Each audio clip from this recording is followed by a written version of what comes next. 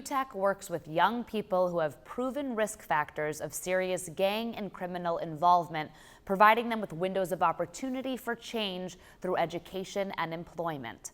I'm Jenny Johnson at Suffolk University's Modern Theater in downtown Boston. UTEC's Executive Director, Gregg Croteau, is with us. Welcome, Gregg. It's great to be here. So give us a sense of who makes up the population served by UTEC.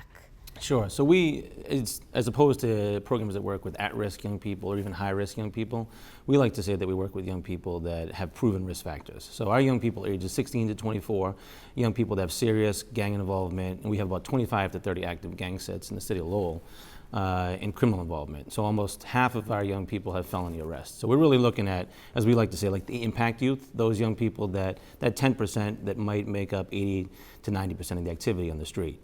But if we can do the work really, really well there, we feel like the largest return of investment is with that impact young person from a public health, public safety, economic perspective. An opportunity for great impact, but what are some of the challenges that you face? A lot of it is, similar, because of the gang involvement, we do have a lot of young people, dealing with those issues. The re-entry issue is a big issue for us as well. So young people coming out of incarceration, helping them get on their path towards education and employment. But I think those factors of gang and criminal involvement, how they can be obstacles towards their education and employment pathways are significant. So you have 130 young people enrolled. How are you able to reach them? So a lot of it, we talk a lot about the values that drive our work. And so we have a team of outreach workers called street workers. And the street workers all the time are talking about this idea of chipping away, making sure that, we can't be there just one time. And so we're meeting young people where they're at, as we say, just chipping away at it. And really, if that young person, is entrenched in the gang life, it's going to take time. So we have to be there for the long haul. But I think a lot of it is about those windows of opportunity.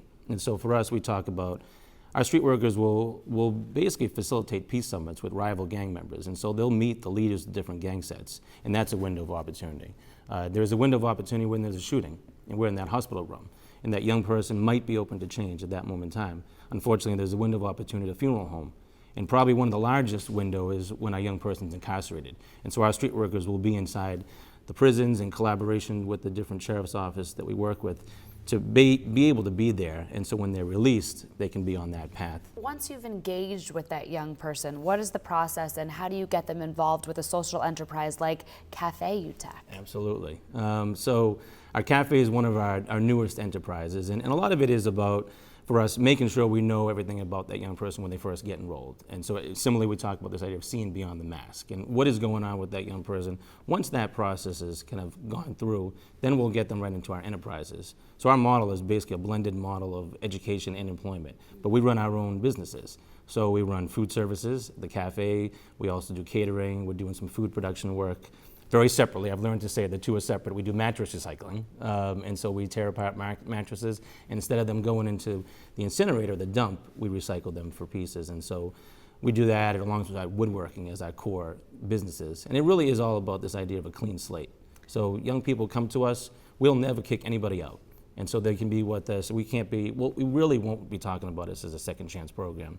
We really need to be more like a 7 to 8 chance program for us to work with our young people. So you're offering a clean slate. What does a success story look like when it comes to UTEC's young people? Sure. So I think for us, we've become pretty laser-like around being outcomes focused. And so for us, even with our enterprises, which really are almost a triple bottom line business, instead of the bottom line being revenue, it's reduced recidivism. And so for us, it's reducing recidivism, increasing education, increasing employment outcomes. And so, for example, you may know in the Commonwealth, about 60% of every young person in our age bracket, once they're incarcerated, will go back to prison. For us, we hold the bar pretty high in saying we don't even want our young people arrested. And so only 15% get arrested, only 2% get convicted. And so that, for us, that success is the first step of it.